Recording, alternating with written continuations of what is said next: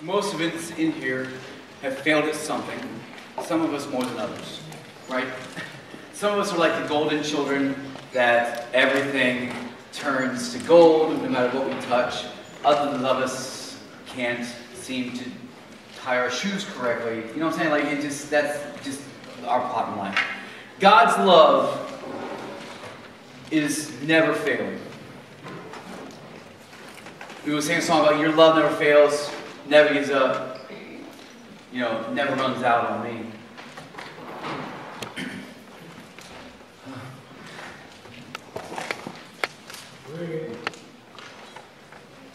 Sorry, my wife keeps walking. So, I grew up in an amazing family. My dad started Teen Week like 30 years ago. And I grew up going to camp under his direction. I grew up being on staff at his Teen Week with Dave. Dave was my counselor. When I was in 8th grade, he was my counselor, right? And now he's my assistant director. So God does amazing things. But 10 years ago, in 2009, in the fall of 2008, my dad said, "I'm done, it's yours." And I said, "No, you're not done." He said, "Yes, I am." And so it was mine. But I grew up in an amazing family. It was a godly family. I was born when my dad was in preaching school, actually. We talked about that when Sean's dad and Sarah's dad and my dad went to preaching school together. I was born there. And been a part of a pastor's family my whole life. God is amazing. My family is amazing. God's church isn't always amazing. Right? If you put your faith in church, you will be greatly disappointed. Put your faith in God. That's just a quick aside, right?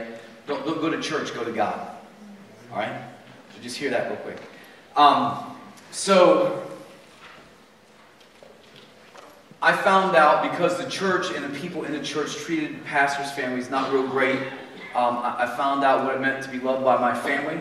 My cousins are here, and their kids, and it's just, I literally at Christmas, my grandmother who I was telling you about, who was the human popsicle, that one, she still, well, just after this incident, moved in with my aunt, but at Christmas, she's 99 and a half years old, and she hosted family Christmas, just with her kids, her grandkids, her great-grandkids, and now great-great-grandkids. There are 51 or 52 of us when we're all there. An amazing blessing. I didn't always appreciate that, but I do now, right? All I ever wanted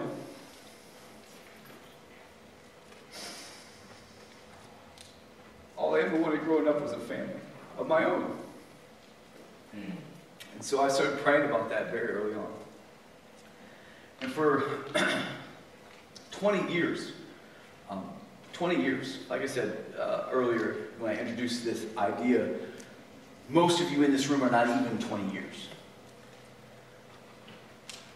For 20 years, I prayed for the wife that God brought me. Unfortunately, there was another one at about year 10 that I forced. Remember we were talking about David earlier, where he was anointed king, but had to wait his turn? Because Saul was the king when David killed Goliath and all that stuff, and then he had to wait. He was actually in the palace, and Saul used him, like David was talking about, to go out and win battles for him. And David's surely thinking, surely it's my time. And then, we talk about the story, he's doing the business, and David could have killed him and made it happen. Well, in that situation, I did kill him and tried to make it happen. When I was 27, a former high school girlfriend that I broke up with in high school, and I broke up with for a reason. Apparently 10 years later, I forgot why I did that. Because she came back in my life, and actually, on our third date, God just said, "What are you doing?" And I said, "I want to be married." And she's available, so, right? And so later on we got married, and a year later she left me. It was not my choice. I hate divorce, but she left me. Something I have been asking God for at that point about 12 or 13 years. I forced Because surely God wanted me to be a husband and a father. And because it was not God's plan, it failed.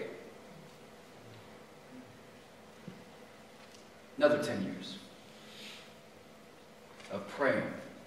We talked about, man, we've heard so many. Was it you that said it's what you do in the waiting? Yes, Rick, literally, we just heard this. Rick says it's what you do in the waiting. So during that period, 3 years after that, I turned 30 years old, and I said, wow, Jesus started his ministry at 30. What am I doing? Right?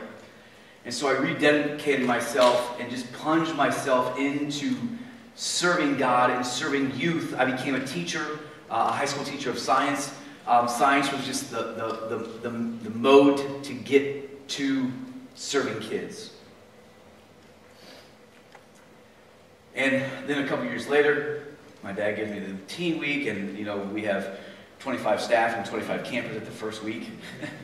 Yeah, it was a 1-to-1 ratio. It was some deacon who you all know who says it was the best week of camp in his life.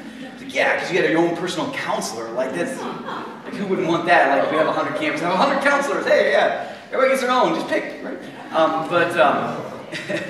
They get to pick you actually. But anyways, so I just dove into that, still praying that God would bring me that family. During that 10 years, there were multiple people that I tried to pursue, and fortunately, they were not pursuing me. Some of you know how that feels, right? For women out there, right? I saw something the other day. It said something about the reason why guys have girls ask them out is because guys just want their ego stroked. No, it's because we're so scared of rejection. Thank you. Yeah, there you go. Right. We are so scared because you're gorgeous, and we're so scared that when we say, I like you a lot. We're so scared you're going to be like, no, just get away. You're so creepy. We're scared to death that that's what's going to come out of your mouth. And for that 10 years, that's what I heard, basically, in my head. It's not exactly the words or the list that they use, but that's basically how women talk to me is, get away, no thank you, I think I might be skiing that weekend. Oh, okay, well, if you go, then have a good time. She didn't go skiing. So, anyways. And about when I had given up, then, comes Emmy and the kids, and now we got Harris, and I have 5 kids now, and not just, so God bless me, right? With 5 of them. But the point is this. 20 years. I prayed for one thing. And other things, right? For 20 years. Sometimes there are things that you pray for and God gives them to you immediately. Dave Pack and I have spent a lot, we and Jason and sometimes some others sprinkle in, get together about once a month to just iron sharpen iron, right? We pray for each other, we talk to each other, we speak truth to each other. And last time we were together, Dave kind of gets things from God in pictures, right? So we're in the middle of praying and boom, he gets one right away. Sometimes it's that immediate. Sometimes God answers your prayer before you're even done praying it. And sometimes it's 20 years. Sometimes you're God's people wandering through the desert for 40 years, and you don't even get to the promised land, but your kids get there. That's, what's the best word? That's really bad, we'll say. To use the best, nice, bad word. That's not great. Sometimes the blessing for you and your family. Think about Abraham, right? Abraham was, you're such a big family. He had 1 kid. Well, 2, but he had 1 kid. But then he had a kid, and then he had 12, and then they had, and then 12 tribes, right? And then bajillion Jews building pyramids in Egypt. I'm convinced they're the ones that built the pyramids, by the way. But sometimes the blessing is not just for you. So you may pray your whole life about something, and then God gives it to your descendants, or your kids, or your grandkids. Now, let's get to my story that we're going to tell tonight. John chapter 11. Dave kept saying, write it down on your paper, but put a note in your phone. All right. I know how you guys work. So Jesus had a friend that the Bible actually says, the one you love. The one you love. How would you like to be described as the one in Scripture, the one that Jesus loved? Lazarus was that dude. He had sisters, Martha and Mary. There's lots of stories in the Bible about Martha and Mary. For example, they're the ones, the sisters, like Jesus was coming, and so one of them went and sat at Jesus' feet to listen to him teaching, and the other one was busy cooking and cleaning for Jesus. And she's like, well, why didn't you cook and clean for Jesus either? Because I'm just busy working, and you're just sitting there doing nothing. And Jesus said, you should be doing nothing too, because I'm here, not over there in the kitchen, so get out of here, I don't need food, come on. So that's Martha and Mary, right? So they're all siblings. So in chapter 11 it says, now a man named Lazarus was sick. He was from Bethany, the village of Mary and her sister Martha. This Mary, whose brother Lazarus now lay sick, was the same one that poured perfume on the Lord and wiped his feet with her hair. That story actually comes after this story in the Bible. Okay, we're going to get to that in a second. So the sisters sent word to Jesus, Lord, the one you love is sick. When he heard this, Jesus said, this sickness will not end in death. No, it is for God's glory. Put that somewhere and just do something with it. There was a phrase from a movie, Dances with Wolves, but I won't tell. But anyways, so that God's Son may be glorified through that. Let me read this one more time. This sickness will not end in death. No, it is for God's glory, so that God's Son may be glorified through it. Listen to me. Bad stuff, like being thrown in prison, may happen to you so that God can be glorified. You hear me? Bad stuff is not always the end. It may be the whole point. Why? Because it's not about us. It's about God being glorified. My wife uses a phrase, and I love it, right? We've been through some junk, not necessarily in our lives, but before our lives together. And her phrase is, God wastes nothing. He wastes nothing. You went through some junk, let's use it. Right?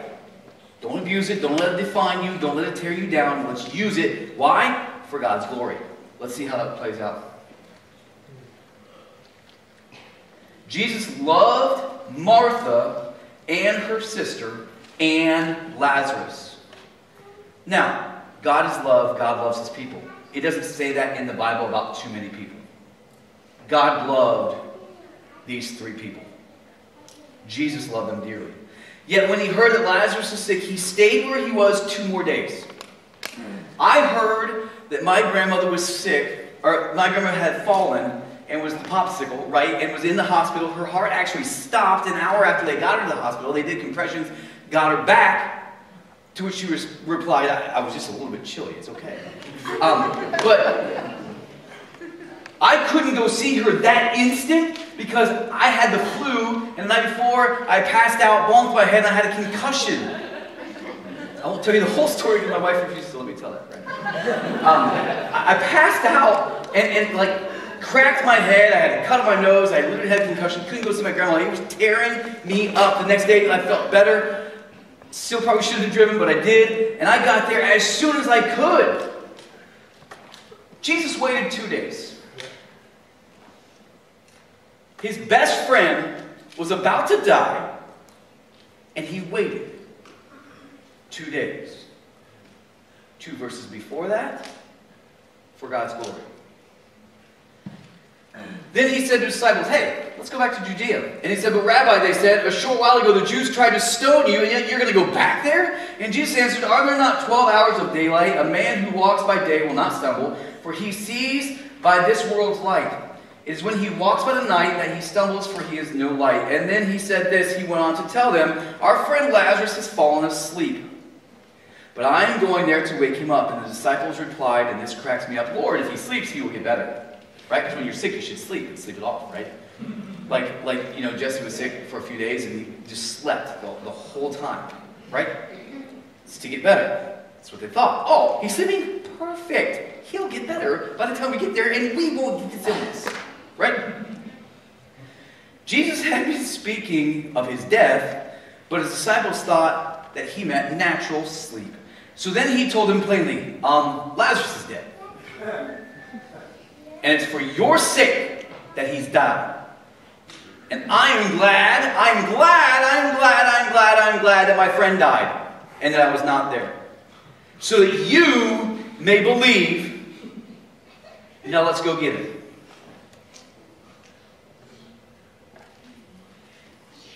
If Jesus is willing to let his best friend die so that more people can come to him, what is he going to let you go through so that more people come to him? I told you all I wanted was a family. When I was 21, I had my first son. I was not married. Not God's plan. He has used that situation multiple times for me to help young people who are in the same situation. It was not God's plan for me to have a child when I was not married. God allowed that to happen because it was my choice, and he gives us choice. And he used that for his glory. He let his best friend die so that more people would live. Just like his father did to him. Now let's keep going. On his arrival, Jesus found that Lazarus had already been dead in a tomb for 4 days. Bethany was less than 2 miles away from Jerusalem, and many Jews had come to Martha and Mary to comfort them in the loss of their brother. And when Martha heard that Jesus was coming, she went out to meet him, but Mary stayed at home. Lord, Martha said to Jesus, if you had been here, my brother would not have died. But I know even now, God will give you whatever you ask. How many times do we play the victim? She knew that Jesus could have healed him. She'd seen it with her own eyes. That's why she sent for him. Oh, he's sick, he's about to die. Guess what? I know Jesus. Personally, I literally made him dinner. So let's invite him back. He can fix this. He didn't. And she says, but I know that you can do anything that you ask God for. So many times we become the victim because of our situations, whether we have caused them or not. They didn't make Lazarus sick. They didn't make him die. It happened to them. And I have been doing this for 11 years now. This is about to be our 11th camp that I've done as a director. I have heard and seen so many things in your lives that nothing surprises me anymore. It makes me sad to hear what you're going through, but nothing surprises me. What people will do to young people, what people will do to adults, what we do to ourselves, and we play the victim card. Martha didn't do that. When something bad happened that she knew Jesus could have fixed, she says, you know what? You still can. Right? All right. Jesus answered her, your brother will rise again. And Martha answered, I know he'll rise again in the resurrection at the last day. Right? She thought he was talking about when he came back again. Right? It's funny that these two sisters understood so much more than his disciples that were with him literally every day. Like they said, oh, he's asleep. Oh, that's good because, sleep just helps with illness. That's fantastic. And she knew about him coming back. He's not even dead yet. And she knew he was going to come back to get him later on. Come on. Right? We can learn something from these. All right. Jesus said to her, I am the resurrection and the life. He who believes in me will live, even though he dies, and whoever lives and believes in me will never die. Do you believe this? And she said, yes, Lord. I believe that you are the Christ, the Son of God, who has come into the world. And after she had said this, she went back and called her sister Mary aside. The teacher is here, she said, and is asking for you. When Mary heard this, she got up quickly and went to him. Now Jesus had not entered the village, but was at the place where Martha had met him. And when the Jews had been with Mary in the house, comforting her, notice how quickly she got up and went out. They followed her, supposing she was going to the tomb to mourn there. When Mary reached the place where Jesus was and saw him, she fell at his feet and said, "Lord, if you had been here, my brother would not have died." When Jesus saw her weeping, like audibly wailing, most of us in here have probably dealt with death of a loved one of some sort. You know that cry. You've heard that cry. You've cried that cry. And the Jews who had come along with her were also weeping. And he was deeply moved in the spirit and troubled. "Where have you laid him?" he asked. "Come and see, Lord," they replied. And the shortest verse in the Bible, that if you've never memorized a verse, you should memorize this verse. John 11:35. Jesus wept.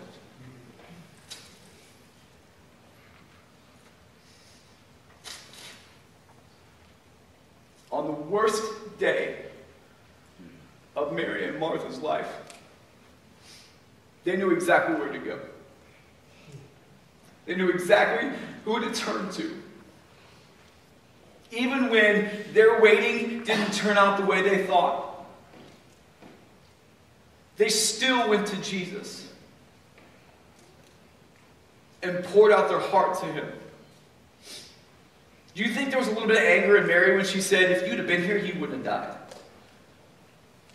Do you think there was a little bit of like, "If you'd have been here, he wouldn't have died. I know you could have healed him. I sent for you and you didn't come"? How many times have you cried out to Jesus and felt like he didn't show up? If you haven't yet, you will. I guarantee it.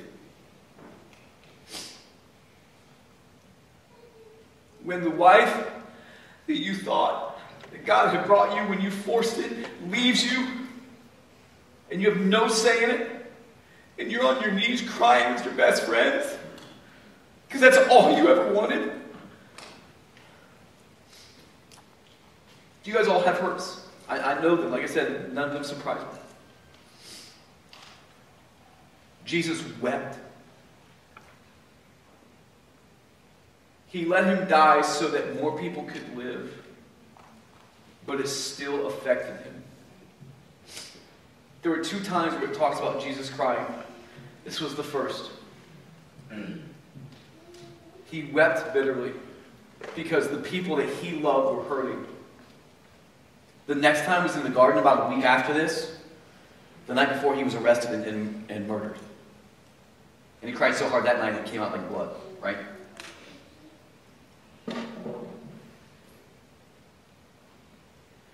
I can't see my Bible. There we go. Then the Jews said, "See how he loved him." But some of them said, "Could he have not opened the eyes of the blind man? Could not he who opened the eyes of the blind man have kept this man from dying?" And Jesus, once more deeply moved, came to the tomb. It was a cave with a stone laid across the entrance. A little foreshadowing there, by the way. "Take away the stone," he said. "But Lord," Martha said, this is a funny verse, the sister of the dead man, "by this time there's a bad odor, because he's been dead for 4 days. My brother stinks. And not because he's got nasty feet. He's been dead for 4 days. He's decomposing. Like flies have laid eggs and maggots. Like it's just the whole thing, right? It's nasty. You don't want to go in there." She thought he was just going to pay his last respects. He says, "Did I not tell you that if you believed, you would see the glory of God?" So they took away the stone, and Jesus looked up and said, "Father, I thank you that you have heard me. I knew that you always hear me, but I said this for the benefit of the people standing here, that they may believe that you have sent me." God always hears you. Always. Whether you say it with an audible voice, or think it, or feel it in your heart, God hears. When he had said this, Jesus called in a loud voice, "Lazarus, come out!" The dead man came out, His hands and feet were wrapped with strips of linen and a cloth around his face. And Jesus said to them, "Take this off, get the grave clothes off of him, and let him go." Therefore, many of the Jews who had come to visit Mary had seen what Jesus did, put their faith in him. Wouldn't you?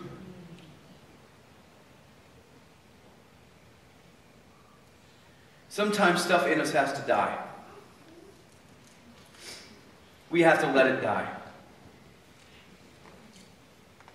Whether it's hurt, pain, anger, jealousy, not good stuff. It has to die so that Jesus can be glorified. And guess what? The people who know your hurt and your pain and your anger and your jealousy and your bitterness and your rage, when they see you healed, what's their response going to be? What kind of pill are you taking? Right? No. What's different about you? You know, I've got a friend, right? Lived without Jesus for a long time. Now has Jesus as an adult. And people say, there's something different about you. Not like, there's something different. Like there's something good about you. What's going on? It's Jesus. It's Jesus. Right? Stuff in us has to die so that Jesus can be glorified. Now, the story they referred to earlier in the beginning of the chapter is in chapter 12. It says 6 days before Passover. Passover is when they go to Jerusalem and Jesus is turned over and murdered, right? It says, Jesus arrived at Bethany where Lazarus lived, whom Jesus had raised from the dead. Here a dinner was given in Jesus' honor, and Martha served while Lazarus was among those reclining at the table with him. Then Mary took a pint of pure nard, think perfume, an expensive perfume, and she poured it on Jesus' feet and wiped his feet with her hair, and the house was filled with the fragrance. We smelled some Axe last night. Axe tends to fill the fragrance right of the room.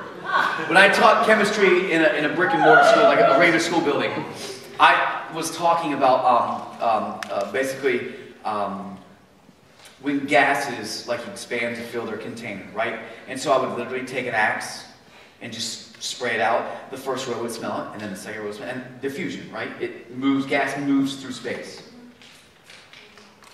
This was so much perfume that she poured on his feet and used her hair to wipe them clean. Think about it. You guys know what your feet look like if you wear sandals at camp? This is worse. It was dirt roads. It was animal poo in the roads. It was like when people went to people's houses, they had servants who washed their feet. This was a big thing that a little bit later, Jesus washed his disciples' feet right before he was killed. But she literally took this perfume that was worth a year's wages. Think about this. $40,000 to $50,000 worth of perfume. A year's wage, right? And she dumped it all. Not like, your feet are a little bit stinky. I'm just going to, dabble this little essential oils just right, on your feet here. A little stuff. Little mint, freshen them up a little bit. No, the whole stinking jar. $40,000 worth. And wiped it clean with her hair. Is that intimate? Yeah. Yes. Very intimate. You don't always use your hair. It's one thing, like seriously, when your parents, when you're a little kid, go, do that where they wipe it off your face, right? Gross, and you smell like spit. It's just disgusting. She literally used her own hair to clean Jesus' feet. It is the response she has when Jesus answers her longing prayer. It may be a while. Maybe it's 20 years. Maybe it's 10 seconds, like with Dave and us praying. After the waiting, they waited. He had been there for 4 days. They were done. He was done. He was not coming back. They had dealt with it, kind of. When Jesus answered their prayer after their waiting, their response was, I don't care how expensive this is. I don't care how gross this seems. I don't care what the rest of the people think. Because the apostles were a little bit ticked. Because they're like, we could have sold that and given the money to the poor. She just wasted $40,000 on your feet. Seriously? She didn't care about their response. She wanted Jesus to know how much she loved him. And after you're waiting, when God answers your prayer, our response should be that of Mary, to pour out everything we have to glorify him and give him the honor and the praise and the glory that he is due. Matthew chapter 7, we've done many lessons on this. It says, ask, and it will be given to you. Seek, and you will find. Knock, and the door will be open to you. For everyone who asks, receives. He who seeks, finds, and to him who knocks, the door will be opened. Which of you, if his son asks for bread, will give him a stone? Or if he asks for a fish, will give him a snake?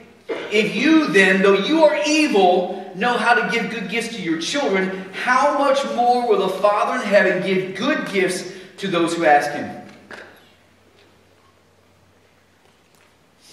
God hears you. Are you asking? Are you earnestly seeking an answer? Are you knocking on his door and saying, God, I need you? Because whether it's 20 seconds or 20 years or 20 lifetimes, he will answer. Now, Joseph's in prison until he's 30. 15 years before the dreams he had come true. And I know when I talk about 20 years and you're 18 to think, wow, I'll be 38. That's like ancient. That's how long I waited for my wife. And it's worth it.